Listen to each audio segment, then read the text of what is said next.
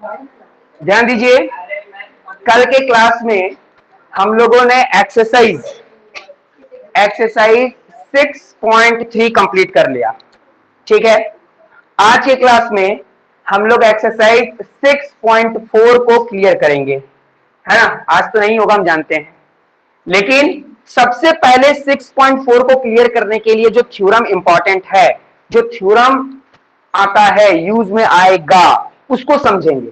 क्योंकि हम लोग जानते हैं, अगर बीपीटी अच्छे से समझ लिए,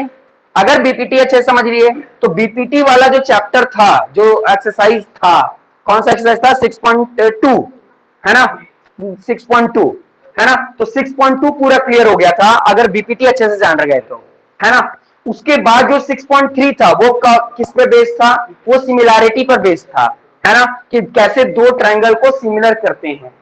और जो 6.4 है ना, वो एरिया ऑफ सिमिलर ट्रायंगल पे बेस्ड है ना, एरिया ऑफ सिमिलर ट्रायंगल। अगर आपको एरिया ऑफ सिमिलर ट्रायंगल पता चल गया कि क्या है ये थ्योरम, क्या बोलता है ये थ्योरम, तो आप इस एक्सरसाइज का भी क्वेश्चंस आराम से लगाना शुरू करोगे, बनाना शुरू करोगे, कोई दिक्कत नहीं होगा।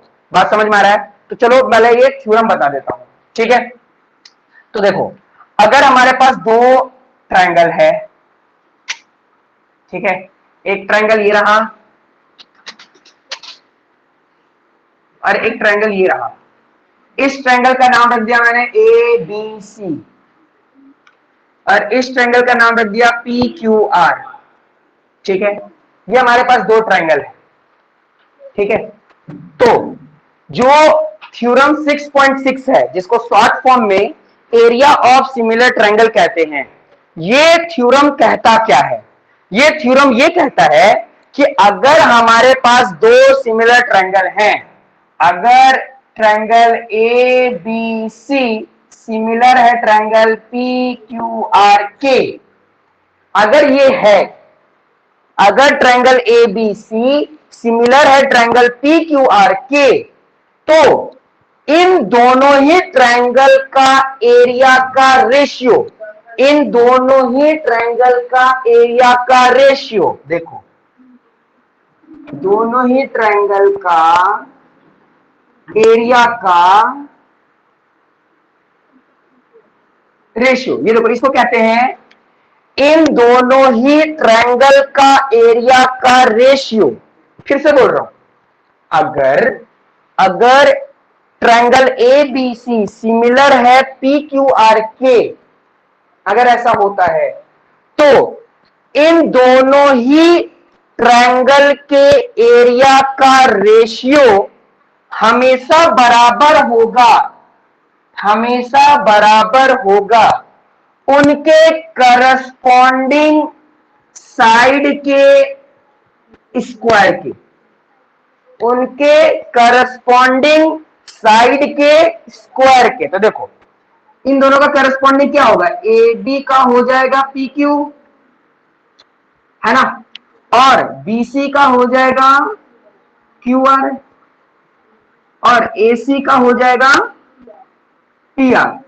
लेकिन उसके करस्पॉन्डिंग के स्क्वायर के बराबर होगा। स्क्वायर मतलब स्क्वायर के। ये है थ्योरम। मैं पहले इसको समझाता हूं कैसे, ध्यान देना। मैं इसको समझाने के लिए पहले बीपीटी के पास चलता हूं, है ना, बीपीटी के पास चलता हूं। तो ये ए था, ये बी था, ये सी था, ये ई था और ये एफ था, है ना। बीपीटी क्या बोलता है? बीपीटी बोलता है कि अगर ई एफ पैरेलल होगा बीसी से, अगर ई एफ पैरेलल होगा बीसी के, तब A E upon E B equal होगा A F upon F C के। अगर ये गिवन होता था तो ये बीपीटी होता था। बात समझ में आ रहा है? कहने का मतलब ये है कि बीपीटी ये बोलता था कि अगर किसी ट्रायंगल में ये वाला इसके पैरेलल है ना, तो इसका जो करस्पॉन्डिंग साइड का जो प्रोपोर्शन होगा, वो लोग आपस में क्या होंगे, इक्वल होंगे। यही बोलता था ना थ्योरम। कौन सा, थेल्स थ्योरम या बीपीटी थ्योरम। लेकिन अभी हम लोग 6.6 थ्योरम देख रहे हैं, जिसको हम लोग एरिया ऑफ सिमिलर ट्रायंगल बोलते हैं। वो क्या बोलता है? यहां पर बीपीटी में गिवन ये रहता है, लेकिन एरिया ऑफ सिमिलर ट्रायंगल में गिवन ये रहता है ना। तो एरिया ऑफ सिमिलर ट्रायंगल बोलता है कि अगर मेरा दो ट्रायंगल सिमिलर है, अगर सिमिलर हो गया तो इन दोनों ही ट्रायंगल का एरिया का रेशियो, इन दोनों ही ट्रायंगल का एरिया का रेशियो उनके ही करस्पॉन्डिंग साइड के स्क्वायर के बराबर होगा।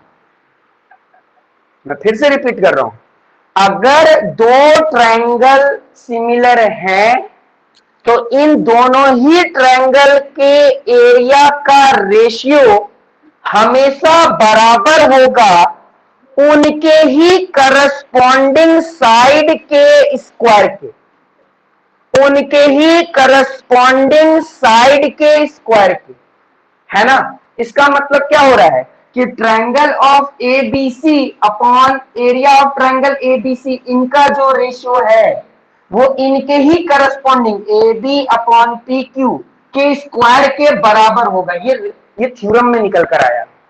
तो इसका मतलब ये है कि area of triangle A B C upon area of triangle P Q R, अगर मैं इसको हटा दूं तुम लोग को समझाने के लिए, यहां पर मैं लिख सकता हूं कि B C upon Q R का स्क्वायर और area of triangle A B C upon area of triangle P Q R is equal to A C upon P R का स्क्वायर। ये थ्योरम 6.6 है जिसको हम लोग एरिया ऑफ सिमिलर ट्रायंगल के नाम से जानते हैं। बोलो समझ में आया कि नहीं? आ गया समझ में? रौनक, सानिया, तुम्हें समझ में आया? ठीक है।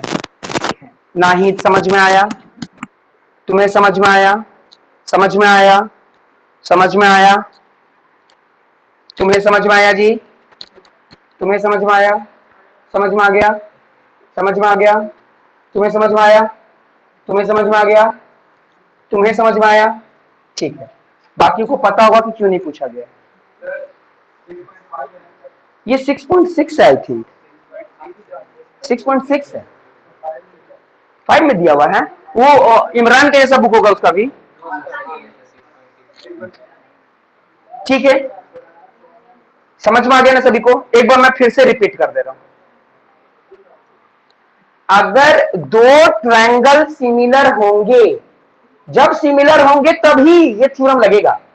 अगर दो ट्रायंगल सिमिलर होंगे तो इन दोनों ही ट्रायंगल का एरिया का रेशियो इनके ही करस्पॉन्डिंग साइड के प्रोपोर्शनल के स्क्वायर के बराबर होगा, या प्रोपोर्शनल बोलो या साइड बोलो, उनके स्क्वायर के बराबर होगा। हर साइड तुम इसको भी ले सकते हो, तुम इसको भी ले सकते हो, तुम इसको भी ले सकते हो। इसलिए मैंने यहां पर क्या किया था, एक ही बार लेकर तीनों को इक्वल दिखा दिया। बोलो किसको समझ में नहीं आया? हाथ उठाओ बस, जिसको समझ में नहीं आया। जिसको भी नहीं समझ में हाथ उठाओ तुरंत, मैं फिर से बता। तुमको आ गया समझ में? तुमको जी?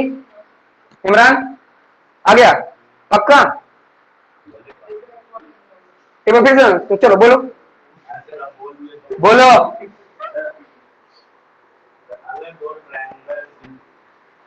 हाँ बोलो।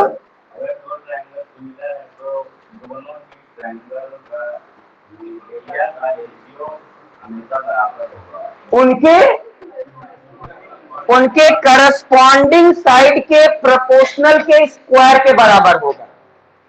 बात समझ में आ रहा है? हाँ, इस तरह का क्वेश्चन बनाएंगे ना तो और क्लियर भी होगा। क्लियर है? तो इस थ्योरम को प्रूव भी करना सीख लेते हैं, है ना।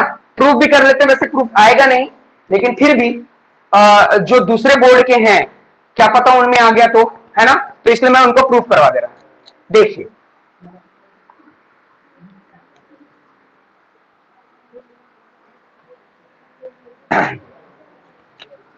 तो ध्यान देना, ये हमारा गिवन है, ये हमको प्रूफ करना है। ठीक है, ये हमारा गिवन है और ये हमारे को प्रूफ करना है। ठीक है, तो एक कंस्ट्रक्शन लेकर आ जाते हैं। कंस्ट्रक्शन में हम लोग लिख देते हैं कि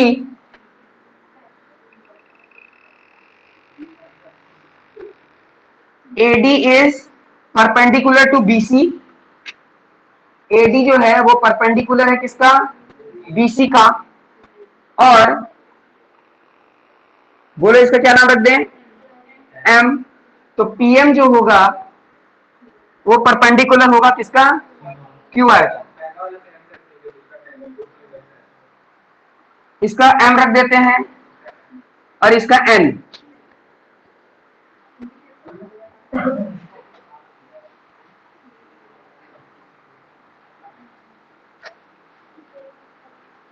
ठीक है,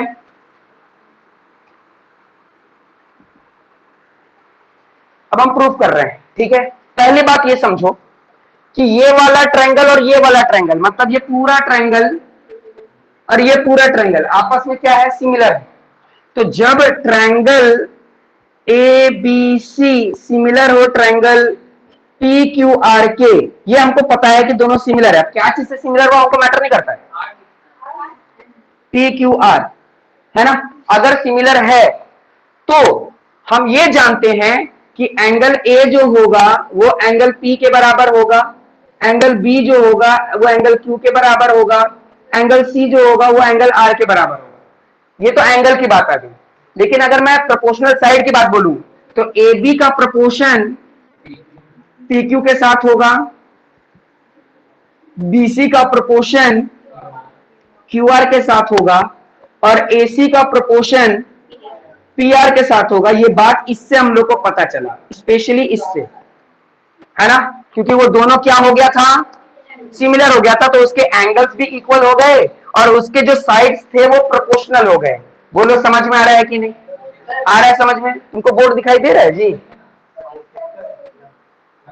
तो थोड़ा सा तुम लोग आगे पीछे हो जाए, इधर उधर हो जाओ जिससे पता चल जाए थोड़ा सा तुम लोग को। हाँ बोलो, आ रहा है समझ में? ठीक है,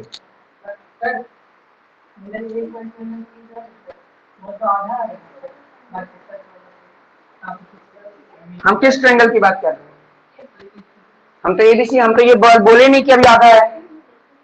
हम तो अगर बात कर रहे हैं तो पूरे की बात कर रहे हैं, तो पूरा वाला पूरे के ना बराबर होगा, है ना। बात समझ में आ रहा है? अगर हम ये वाला छोटा ट्रायंगल ले रहे होते और ये छोटा वाला ट्रायंगल ले रहे होते, छोटा ट्रायंगल, तब ना हम नहीं बोल सकते थे। हम तो पूरा ट्रायंगल ले रहे हैं। बात समझ में आ रहा है इतना? अब ध्यान देना, क्योंकि परपेंडिकुलर बाइसेक्टर लिया गया है, तो कल के क्लास में कॉन्सेप्ट क्लियर किया था परपेंडिकुलर बाइसेक्टर का और मीडियन का, किया था ना। तो ये हमारा परपेंडिकुलर बाइसेक्टर है, मतलब 90 डिग्री बना रहा है।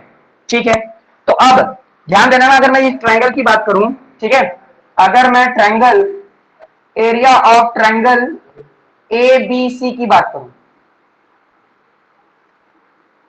ठीक है, तो एरिया ऑफ ट्रायंगल का फॉर्मूला क्या होता है? Half into base into height, यही होता है ना। तो इस ट्रायंगल को देखो और हाफ का हाफ इंटू, तुम बताओ जी इस ट्रायंगल का बेस कौन है?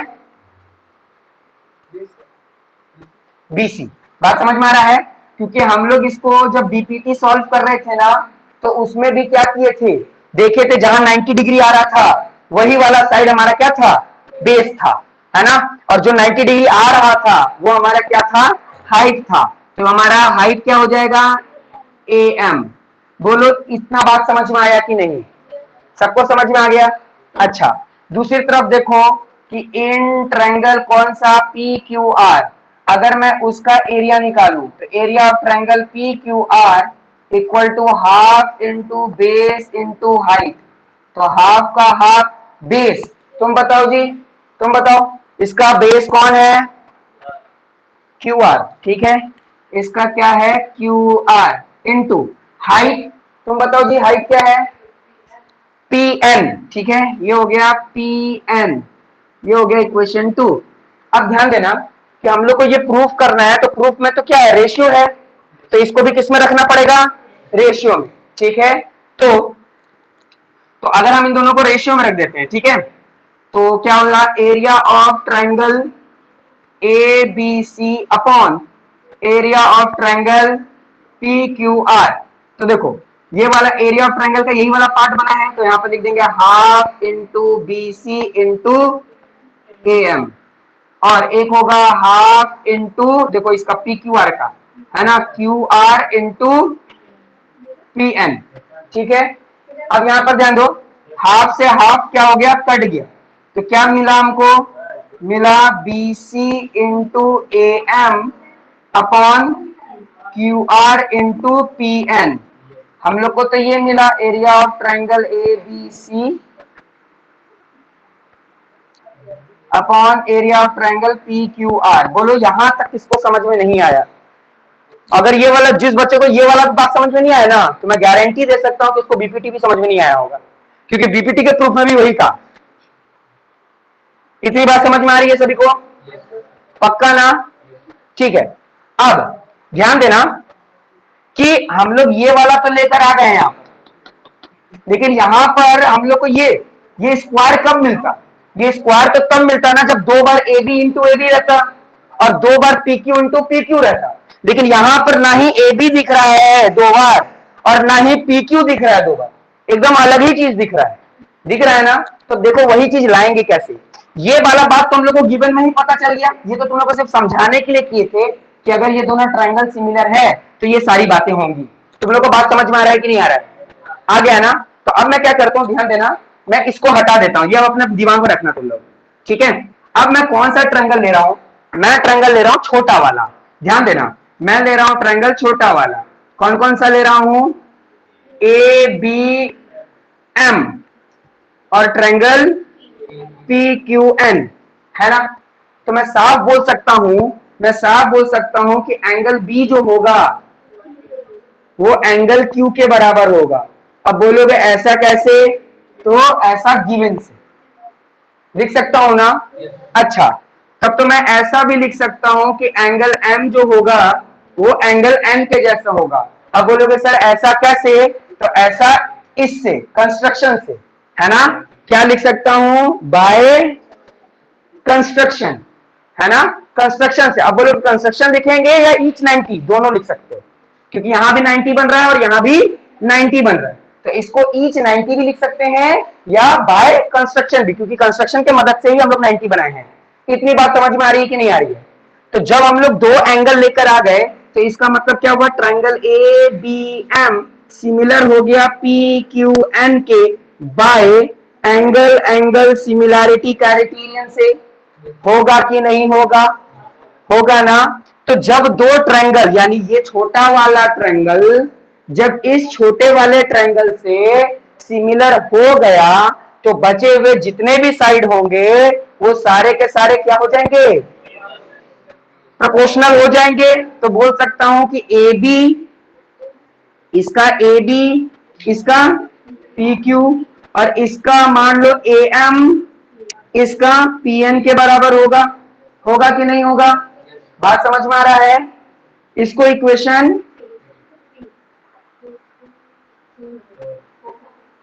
4 बना लो। बात समझ में आ रहा है?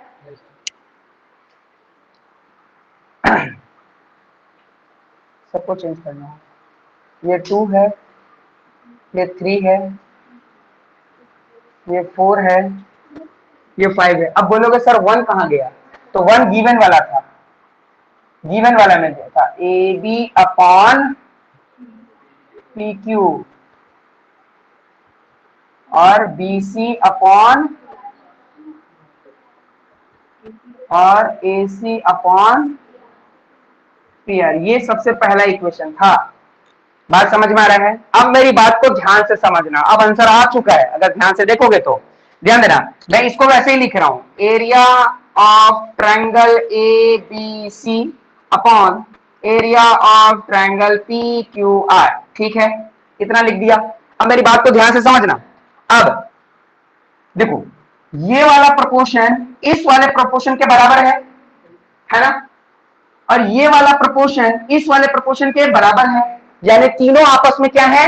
बराबर है। मतलब ये बोलता है कि मेरे जगह पर तू भी अपने आप को लिख सकता है और ये बोल रहा है कि तू मेरे जगह पर तू भी अपने आप को लिख सकता है, क्योंकि तीनों का तीनों आपस में क्या है? बराबर है। तो क्या मैं BC upon Q are, BC upon Q R के जगह पर BC अपॉन QR के जगह पर AB अपॉन PQ लिख सकता हूं, या फिर AC अपॉन PR भी लिख सकता हूं, लेकिन मैं जानबूझ के ना AB अपॉन PQ लिखूंगा। क्यों लिखूंगा आगे पता चलेगा, ठीक है। तो देखो BC upon QR, BC upon QR के जगह पर मैं AB अपॉन PQ लिखूंगा, ठीक है। तो देखो इसके जगह पर AB अपॉन PQ लिख दिया। बोलो समझ में आया कि नहीं आया। ये कहां से लिखा, ये वाला चीज जो लिखा वो इक्वेशन 1 से लिखा। अच्छा इसमें देखो बोल रहा है ना कि AM अपॉन PM के जगह पर तुम AB अपॉन PQ लिख सकते हो। बोला है ना कि जहां भी तुमको AM अपॉन PM दिख जाएगा वहां पर तुम AB अपॉन PQ लिख देना। तो मेरे को क्या दिख गया, AM upon PN, AM upon PN। तो यहां AM अपॉन PM है तो उसके जगह पर मैं क्या लिख सकता हूं, AB अपॉन PQ। बोलो समझ में आ रहा है कि नहीं, ठीक है। तो मैं फिर से लिख देता हूं, यहां पर देखो area of triangle ABC upon area of triangle PQR। अच्छा AB into AB square, PQ into PQ square. अगर ऐसा लिखो या दोनों का स्क्वायर होल बना दो, या क्या बना दो, होल बना दो। देखो यही तो प्रूफ करना था ना, यही तो प्रूफ करना था। तभी बन जाएगा, किधर से भी लेकर बनाओ तब तुमको ये लेना होता। बोलो समझ में आया कि नहीं आया, आया थ्योरम समझ में। लेकिन दुख खबरी ये है कि ये 6 नंबर से लेकर 5 नंबर आने वाला बोर्ड एग्जाम में नहीं आएगा। CBSE बोर्ड में आ सकता है। बोलो समझ में आया कि नहीं, सबको समझ में आ गया ना। लेकिन मैं बोलूंगा कि समझो यहां से, फॉलो करो बुक से, क्योंकि वो पूरे स्टेटमेंट यूज करके बनाया गया है। समझ में आ गया। वैसे इसको ही बनाओगे तो एक भी मार्क्स नहीं कटेगा, लेकिन क्यों, क्योंकि मैंने यहां पर अच्छे से बताया नहीं गिवन, फिर ये गिवन का मैंने लिख करके मिटा दिया, वो वाला भी चीज होना चाहिए था, कहीं ना कहीं दिखना चाहिए था, मेरे को मिटाना पड़ गया। किसके कमी के कारण, बोर्ड का लेंथ की कमी के कारण। बोलो तुम लोग को समझ में आया कि नहीं, तो मैं फिर से बता रहा हूं। उधर आ गया, तुम्हें जी, तुम्हें जी, उधर पीछे तुम्हें, अब्दुल, तुम्हें, तुम्हें, तुम तीनों को, ठीक, तुम तीनों को, तुम चारों को, उधर पूछ लिया था, ठीक, तुम नहीं बोले, ठीक है। तो मैं मिटा दूं इसे। अच्छा एक लिख रहा है, जल्दी से लिख लो बाबू, वैसे सारा बुक में है। हाँ बोलिए ना। 4 बनाने से पहले 5, ऐसा कोई जरूरी नहीं, ऐसा कोई जरूरी नहीं। 5 निकल, वो तो इसके बाद ना हम लोग प्लॉट कर रहे हैं, ये तो उसके बाद प्लॉट कर रहे हैं, तो 4 बन गया। लिखना नहीं, हम नहीं लिखे, हम क्या बोले, हम पूरा वे यूज नहीं किए, लिखना चाहिए। ध्यान देना, यहां पर लिखना होगा फ्रॉम इक्वेशन 1 एंड 5, है ना। 1 से लाए हैं ये वाला और 5 से लाए हैं ये वाला। बात समझे, हम नहीं लिखे थे, लेकिन लिखना जरूरी होता है, कभी भी कटना चाहिए। हाँ हाँ नहीं, तुम लिखो, सारा बुक में है बाबू, सारा बुक में है। अच्छा ठीक है, कोई बात नहीं, छुट्टी के बाद तुमको रुकवाएंगे, हम लिखवा देंगे, तुम दोनों को रुकवा देंगे। चलो अब मैं मिटा रहा हूं। सानिया, रौनक, समझ में आया।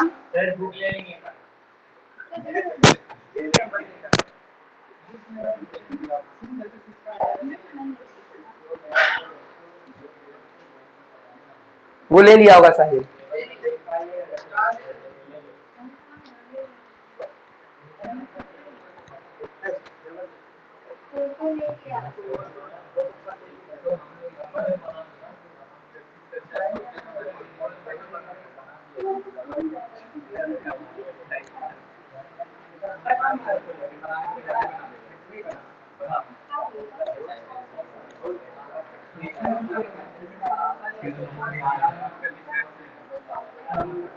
देखो, मेरा गट फीलिंग बोल रहा है, अभी मेरा गट फीलिंग नहीं बोलेगा, आजान के बाद बोलेगा।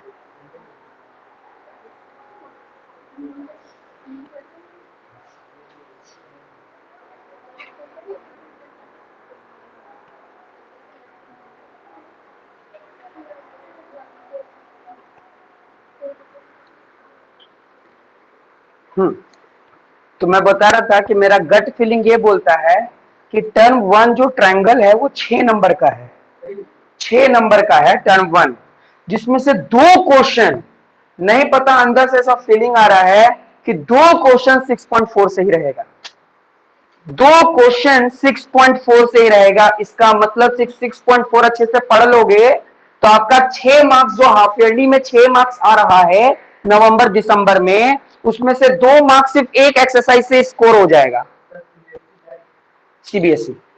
हाँ, बात समझ में आ रहा है? तो चलो एक्सरसाइज सॉल्व करते हैं, ठीक है, और समझते हैं।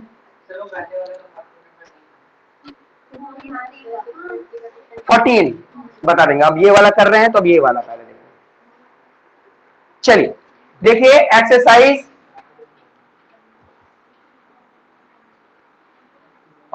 पॉइंट,